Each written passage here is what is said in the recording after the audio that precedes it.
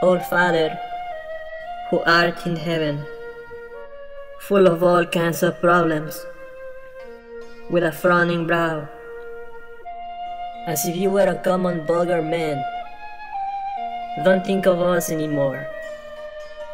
We understand that you suffer, because you can't fix things. We know that the devil doesn't leave you alone, tearing down everything you build. He laughs at you, but we weep with you. Don't worry about his diabolic laughter.